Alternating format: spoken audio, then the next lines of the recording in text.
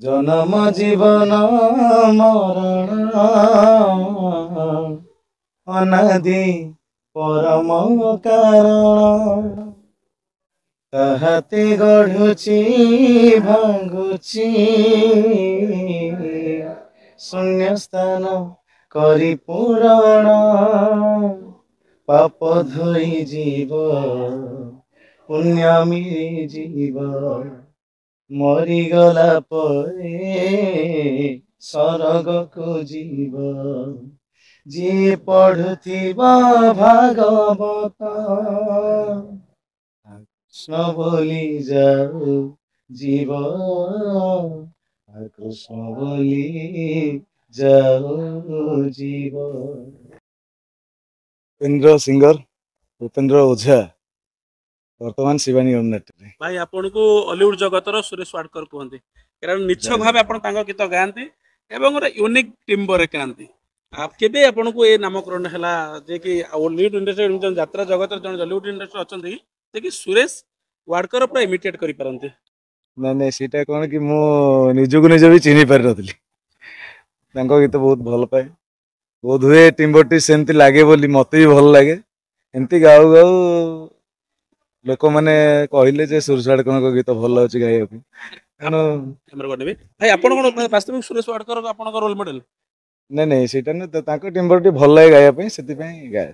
ଆଉ ତାଙ୍କର କୋଉ ଗୀତଟା ଆପଣଙ୍କୁ ବେଶୀ ଭଲ ଲାଗେ? ପ୍ରାୟ ଗୀତ ମୁଁ ୱାଡକର ସାରଙ୍କର ସବୁ ଗୀତ ପ୍ରାୟ ଗାଇଛି। ବହୁତ ଗୀତ ଗାଇଲିଣି। ଯାତ୍ରା ଗୋଟେ ଭଲ ଗୀତ ଗାଆନ୍ତୁ, ଗୋଟେ ଓଡ଼ିଆ ଫେଭରାଇଟ ଗୀତ। ଓଡ଼ିଆ ଗୀତ ତ ସବୁ ଗୀତ ମୁଁ ଗାଏ। ତଥାପି ଗୋଟେ ଗୀତ ମୋର ବହୁତ ଭଲ ଲାଗେ ଗାଇବା ପାଇଁ କାହିଁକିନା କଳାକାରଙ୍କ ଉପରେ ଗୀତଟି। କିଏ କେବେ ଦେଖିଛ କି କଳାକାର କାନ୍ଦିବାର କଣ୍ଟାକୁ କୋଳି ଫୁଲ ଯେ ବୁଣେ ବୈଶାଖୀ ସହି ବରଷାଣେ ଯିଏ ହୁଏ ଯାଯାବର ବିରି ତାକୁ ଜହର। ବାସ୍ତବରେ ଉପେନ୍ଦ୍ର ଭାଇ କେବେ କାନ୍ଦିଛନ୍ତି? କଳାକାରଙ୍କ ଦୁଃଖ ଆ ଭିତରେ କେହି ଦେଖିପାରନ୍ତିନି। ସମସ୍ତେ ଭାବନ୍ତି କଳାକାରଙ୍କ ବହୁତ ସୁଖ, କିନ୍ତୁ ବହୁତ ଦୁଃଖରେ କଳାକାର ଥାନ୍ତି। ଘରଦ୍ୱାର ଛାଡି ପିଲା ଛୁଆଙ୍କୁ ଛାଡି ବାହାରେ ବର୍ଷକ 12 ମାସ ରହିବାକୁ ପଡିବ। ତ କଳାକାରର ବଡ ଦୁଃଖ। ଏପଟରେ ବାପା ମା ମରିକି ପଡିଥିବେ କିନ୍ତୁ ଏପଟରେ ଦର୍ଶକ ମାନଙ୍କୁ ହସେଇବାକୁ ପଡିବ, କନ୍ଦେଇବାକୁ ପଡିବ, ନିଜେ କାନ୍ଦି ଛାତି ଭିତରେ କୋହକୁ ଚାପି। ବହୁତ କହିବା କଥା ସେମ୍ ଜାଗାରେ ଜଣେ କମେଡିଆନ ଆର୍ଟିଷ୍ଟ ଥାନ୍ତି। ଜିତୁ ଭାଇଙ୍କର ସିନା ସ୍ୟାଡ ଥିବ ବୋଲି ସେ କାନ୍ଦି ପାରିବେ, ନିଜ କାନ୍ଦକୁ ଅନ୍ୟକୁ ଦେଖେଇ ପାରିବେ, କିନ୍ତୁ ଜଣେ କମେଡିଆନ ସେମ୍ ପୋଜିସନରେ ସେ ନିଶ୍ଚିତ ହସିବେ ହସେଇବେ ବାଧ୍ୟତାମୂଳକ। ଏମିତି କଳାକାରର ଦୁଃଖ। ଫିଲ୍ ହେଇଛି କି? ସେମିତି ତ କେବେ ମନକୁ ଆସେନି, କାହିଁକି ନା ଆମେ ଯୋଉଠି ଯୋଉ ଜାଗାରେ ଯିଏ ବି ଅଛନ୍ତି ଭଗବାନ ତାଙ୍କୁ ସେଇ ଜାଗାରେ ରଖିଛନ୍ତି। ତେଣୁ ମୁଁ ଏତିକି ପାଉଛି ସିଏ ଏତେ ପାଉଛନ୍ତି। କାହାର ଦରମାକୁ ଦେଖି ଆମେ ଇର୍ଷା କରିବା ଠିକ ନୁହେଁ। ତେଣୁ ଆମ କର୍ମ ଆମର ଆମର ଯେତିକି ଦରମା ଭଗବାନ ଦେଇଛନ୍ତି, ଭଗବାନ ଦଉଛନ୍ତି, ସେଥିରେ ଖୁସି ଅଛୁ। ନାଇଁ ଶିଖିଥିଲି 3rd ଇୟର କୋର୍ସ କରିଛି, ଆଉ କରିପାରିଲିନି। ପରିସ୍ଥିତି ବାଧ୍ୟ କଲେ ଆସିକିରି ନିଯୁକ୍ତି ହେବା ପାଇଁ ହେଇଛି। ଆକ୍ଚୁଆଲି ସେ ହିଁ ସୁରେଶ ୱାଡକର, ମୁଁ ନୁହେଁ। ମତେ ଖାଲି ଲୋକ କୁହନ୍ତି, କିନ୍ତୁ ଓଡିଶାର ସୁରେଶ ୱାଡକର କହିଲେ ବିଷ୍ଣୁ ଭାଇ ସୌରଭ ନାୟକ। ମୁଁ ବି ତାଙ୍କୁ ବହୁତ ମାନେ, ବହୁତ ଭଲ ପାଇବା ତାଙ୍କ ପ୍ରତି ମୋର। ଆଶା ଅଭିଳାଷ ଅଛି ମନ ଭିତରେ, କିଏ ଭଗବାନଙ୍କର ଦୟା କହୁଏ କଣ ହଉଛି, କୋଉଠି ନେଇକି ପହଞ୍ଚଉଛନ୍ତି କି ଏଇଠୁ ଆମକୁ ସାରି ଦଉଛନ୍ତି ରଖି ରଖି। ତେଣୁ ତାଙ୍କ ଇଚ୍ଛା, ଆମେ ନିମିତ ମାତ୍ର। ମନ ଭିତରେ କେବେ ଆସିନି, ଯେହେତୁ ସେମାନେ ଗୋଟେ ଇଣ୍ଡଷ୍ଟ୍ରି, ତାଙ୍କ ଇଣ୍ଡଷ୍ଟ୍ରି ଅଲଗା, ଆମ ଇଣ୍ଡଷ୍ଟ୍ରି ଅଲଗା। ଆମ ଇଣ୍ଡଷ୍ଟ୍ରିରେ ଅଧିକ ପରିଶ୍ରମ। ଆମେ ଲାଇଭ ଟେଲିକାଷ୍ଟ କରୁଛୁ, ତାଙ୍କର ରେକର୍ଡିଂ କଟିଂ ବହୁତ ଏଡିଟିଂ ଅଛି, କିନ୍ତୁ ଆମ ଇଣ୍ଡଷ୍ଟ୍ରିରେ ସେଇଟା ନାହିଁ। ତେଣୁ ସେମିତି କେବେ ଗିଲ୍ଟି ଫିଲ୍ ହୁଏନି ମନରେ। ତାଙ୍କ ଇଣ୍ଡଷ୍ଟ୍ରି ଅଲଗା, ତାଙ୍କ ଇଣ୍ଡଷ୍ଟ୍ରି ଲୋକ ଟିକେ ଭଲ ପାଇବା ଦିଅନ୍ତି, ଆମ ଇଣ୍ଡଷ୍ଟ୍ରିକି ଏତେ ଦିଅନ୍ତିନି। କିଛି ନାହିଁ, ଯିଏ ଯୋଉଠି ଅଛନ୍ତି ଠିକ ଅଛନ୍ତି। ଲାଇଭ ମୁଁ ଆଗରୁ କରୁଥିଲି, ଯାତ୍ରାକୁ ଆସିବା ପୂର୍ବରୁ କରୁଥିଲି, ଷ୍ଟେଜ ଶୋ କରୁଥିଲି। କିନ୍ତୁ ଏ ଲାଇନରେ ରହିଲି, ଆଉ ତ ଫାଙ୍କା ନାହିଁ ନା, ଫ୍ରି ନାହିଁ, ବର୍ଷକ 12 ମାସ ଏନଗେଜ। ତେଣୁ ଆଉ ବାହାରେ ଯାଇ ପ୍ରୋଗ୍ରାମ କରିବା ସମ୍ଭବ ହଉନି।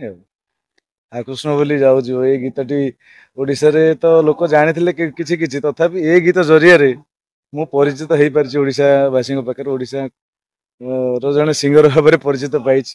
କୃଷ୍ଣ ବୋଲି ଯାଉଛୁ କିଏ ଲେଖିଛନ୍ତି ଗୀତଟିକୁ? ଗୀତଟି ଲେଖିଛନ୍ତି ନିଗମ ମିଶ୍ର ସାର୍, ସ୍ୱରରେ ସଜେଇଥିଲେ କୃପା ସିନ୍ଧୁ ବେହେରା ଏକନ ସାର୍।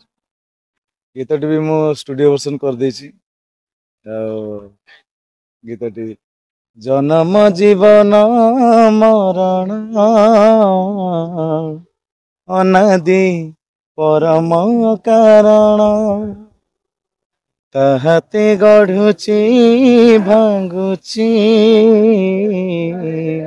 ଶୂନ୍ୟ ସ୍ଥାନ କରି ପୂରଣ ପାପ ଧୋଇ ଯିବ ପୁଣ୍ୟ ମିଳିଯିବ ମରିଗଲା ପରେ ସରଗକୁ ଯିବ ଯିଏ ପଢୁଥିବ ଭାଗବତ